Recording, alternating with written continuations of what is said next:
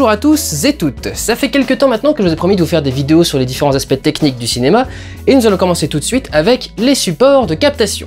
Cela nous fait remonter jusqu'aux origines du cinéma. Vous savez sans doute à ce propos qu'une petite guéguerre oppose les frères Lumière à Edison, mais si les Frenchies ont inventé le projecteur et la caméra, c'est bien Edison qui a imposé le format 35 mm noir et blanc à 4 perforations comme standard de captation du film, aux États-Unis dès 1908 avec la Motion Picture Patent Company, et dans le reste du monde dès 1909, après le deuxième congrès international des éditeurs de films, présidé par Georges Méliès. La pellicule est une feuille de celluloïd sur laquelle sont dispersés des grains d'argent. Lorsque la lumière traverse l'objectif, elle arrive sur la surface et brûle les cristaux qui donnent une image en négatif. Ces bords sont semés de perforations rectangulaires. Ce sont ces trous dans lesquels passe le système à griffe de la caméra pour faire défiler la bobine. À raison d'une image toutes les 4 perforations, ça fait 2 minutes pour les pellicules standards de 61 mètres et un maximum de 11 minutes pour une bobine de 305 mètres. Les deux handicaps du 35 mm sont donc le temps disponible pour réaliser une prise et le coût du format, qui implique que l'on fasse énormément de répétitions avant de tourner quoi que ce soit, histoire d'économiser de la pellicule. À partir des années 20, quelques amateurs se mettent donc à la recherche d'un nouveau support qui permettrait à autre chose qu'un gros studio de faire des films. L'idée naît alors de couper notre 35 mm en deux et de créer un format plus économe et moins lourd en matériel. De très nombreux supports ont vu le jour à ce moment, le 28 mm, le 17,5 mm, le 9,5 mm, mais le gagnant sera le 16 mm, doté d'une seule perforation à raison d'une image par trou. Bien que la surface soit moindre, elle permet de réaliser des copies de films pour la diffusion ou pour l'archivage, notamment Metropolis, qui a pu être reconstitué grâce à une copie d'un 35 mm très abîmé sur 16 mm réalisé en 1928, mais sera aussi utilisé pour des documentaires ou reportages puisque bien plus léger, avant de devenir un format amateur ou pour cinéastes débutants, et enfin, comme avec Black Swan de Darren Aronofsky, un pur choix artistique de rendu d'image. Plus tard, le 8 mm, destiné au grand public, est également créé. Contrairement aux autres supports, le 8 mm n'a jamais pu devenir sonore, et sa qualité laisse à désirer. Lorsqu'une image est imprimée si petite, les grains d'argent deviennent énormes et déforment légèrement l'image. Le 35 mm est à peine inventé qu'il commence à évoluer, et la première étape, c'est la couleur. Mais si vous pensez qu'on a trouvé tout de suite comment faire une pellicule couleur, vous risquez d'être surpris.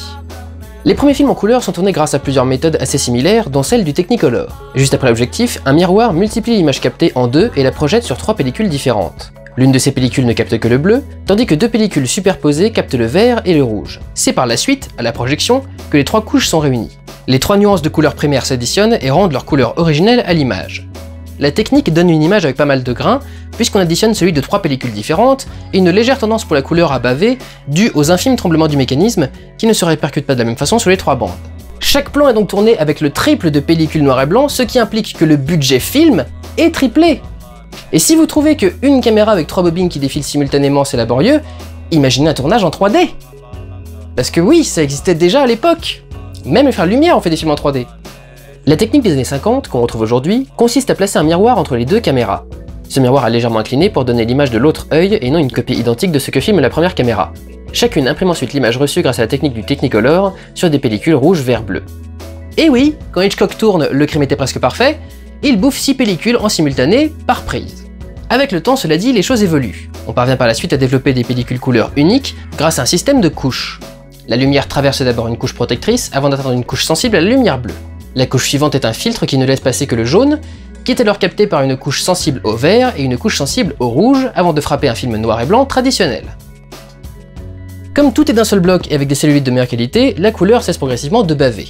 Le boulot de chef opérateur devient un peu plus complexe cela dit, car le rendu des couleurs n'est pas toujours tout à fait fidèle. Elles peuvent être teintées, sursaturées, voire mal gérées certaines couleurs comme le rouge, ce qui implique parfois de tourner avec des fausses couleurs, qui rendent dégueulasses en vrai, mais sont cohérentes sur le film. On parvient également à grandement améliorer les capacités de la pellicule à tourner en basse lumière. La réaction chimique qui brûle les grains d'argent est en effet sensible à l'intensité de la lumière, évaluée en ISO ou en ASA. Les premières bobines offrent une sensibilité très basse de 20 ASA, ce qui implique qu'il faut qu'une lumière aveuglante règne sur le plateau pour que la pellicule soit impressionnée. Il faut dire qu'elles sont étudiées à la base pour pouvoir tourner en extérieur, c'est pourquoi les premiers studios de cinéma sont d'immenses verrières. Avec les progrès scientifiques, on atteindra rapidement les 50, puis 100, puis 200 ASA. Aujourd'hui on peut tourner une scène de nuit avec simplement 2 ou 3 projecteurs, voire juste les lumières de la ville, et les pellicules vont jusqu'à 3200 ISO. Progressivement, les couleurs deviennent plus fidèles et moins criardes, les grains d'argent plus petits et les solutions chimiques plus sensibles. Pour rechercher du grand spectacle, de nouvelles images ou une meilleure définition, on utilise des formats de pellicules plus grands, comme le VistaVision ou l'IMAX. Mais la pellicule va devoir faire face à l'arrivée de son ennemi, le numérique. C'est la télévision qui marquera son essor. On développe en effet les premiers capteurs analogiques dans les années 70 pour prendre le relais des tubes utilisés jusque-là dans les caméras TV. Le système se compose de photosites, de minuscules capteurs qui reçoivent la lumière et la convertissent en signal électrique. Les premiers capteurs utilisés sont des CCD d'à peine 5 mm, où un photosite donne 1 pixel. La technologie étant cela dit complexe et la surface du capteur limitée, on reproduit dans les premières années du numérique le procédé Technicolor. La lumière est multipliée par un miroir sur un capteur rouge, un vert et un bleu. Au cinéma, cette image bourrée de grains, qu'on appelle bruit en numérique, séduit les cinéastes attirés par l'aspect sale des caméras DV. Il rappelle le grain de la pellicule 16 ou 8 mm, auquel s'ajoute une basse définition. Des films comme Festen tirent parti de ce rendu chaotique pour retranscrire l'ambiance familiale dysfonctionnelle, ou La fin du monde de 28 jours plus tard, dont la dernière séquence est d'ailleurs filmée en 35 mm pour montrer la sortie de l'enfer. Pour devenir une vraie alternative au film, la vidéo numérique doit donc évoluer, en particulier au niveau de sa définition. Au Japon, ça fait depuis les années 80 que leur télévision diffuse en HD 1920 par 1080.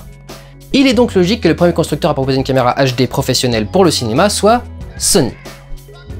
Leur caméra sort au tout début des années 2000 et séduit un insatisfait chronique, un certain George Lucas, qui tourne les épisodes 2 et 3 de sa prélogie Star Wars avec cette fameuse Sony HDW F900 au capteur à peine équivalent à du 16 mm. En France, on lance un premier essai très rapidement avec Vidoc, qui rebutera les spectateurs par son aspect trop retouché. À son arrivée, le numérique a bien du mal à s'imposer. Outre le fait qu'on lui reproche tout et son contraire, sa définition et sa précision chirurgicale sont tout aussi détestés que les fantasmes d'effets spéciaux qu'il inspire, il marque une telle révolution dans les méthodes de travail qu'il rebute et effraie, sans compter un défaut majeur, une dynamique trop faible. Explication. En pellicule, l'image est le résultat d'une réaction chimique. La lumière brûle les cristaux d'argent. Ainsi, si une partie de l'image est trop claire, on peut l'atténuer, ou si elle est trop sombre, la rendre plus lumineuse de façon assez harmonieuse. Les grains sont suffisamment sensibles pour ne pas être instantanément brûlés ou totalement inertes, mais subtilement colorés. En numérique, la lumière reçue par le capteur est échantillonnée. Elle a un niveau minimum, le noir absolu, et un niveau maximum, le blanc cassé. Ce qui veut dire que si une partie de l'image est brûlée pendant la prise, il est impossible d'y retrouver du détail en post-production. C'est blanc ou noir, point. Une limitation qui a posé des problèmes considérables lors des premiers films. La solution sera trouvée quelques années plus tard et s'appelle la courbe logarithmique. C'est plein de mots compliqués, mais en fait c'est simple. Plutôt que de traiter la lumière de façon rigide et absolue, on a décidé d'en faire une courbe comprenant beaucoup plus de nuances et n'atteignant jamais le blanc ou le noir absolu. Le résultat ? Une image totalement désaturée et sans contraste, qu'il faut impérativement étalonner pour lui donner de vraies couleurs, mais qui permet, en cas de sous-exposition ou de surexposition, de rattraper les dégâts. Dans les premières années, les progrès sont constants, et arrive bientôt le capteur CMOS aux dimensions identiques aux 35 mm d'origine, permettant de réutiliser les accessoires développés pour l'argentique. Mieux encore, le cinéma numérique va inventer le RAW. C'est encore un peu plus conceptuel parce que lorsqu'on tourne avec ce procédé, on n'enregistre pas d'image. Le RAW récupère en fait directement les données qui sortent du capteur de la caméra. Pour chaque image, il stocke les relevés effectués par les photosites et ne les traite pas. C'est un logiciel qui, après le tournage, effectue le travail d'encodage numérique et le traitement qui rendent l'image visible, avec un contrôle extrêmement fin des détails. Maintenant que le numérique est aussi sensible que la pellicule, reste la question de ses avantages propres. Quand on scanne une pellicule 35 mm en numérique, on peut atteindre au maximum une résolution 4K. Le grain de l'argentique ne permet pas d'être plus précis. C'est la société RED qui parviendra la première à commercialiser une caméra 4K, soit 4 fois plus grande que la haute définition.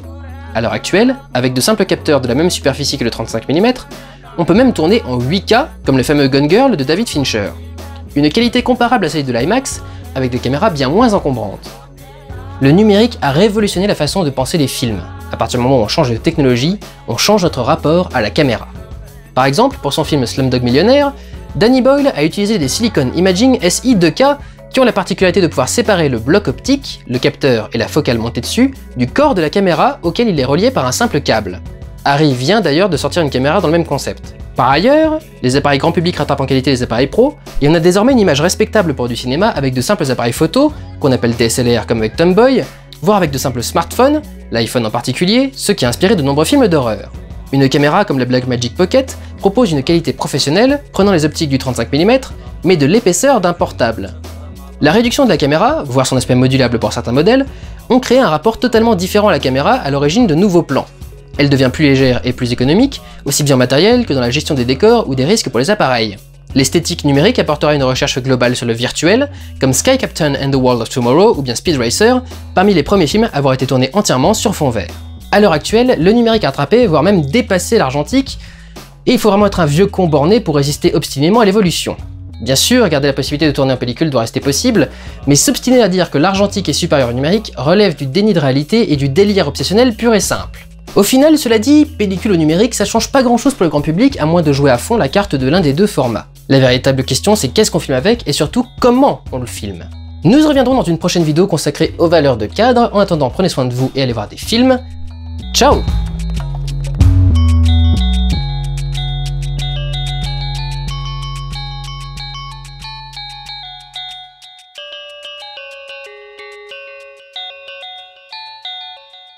One day, you are going to be as tall as a king.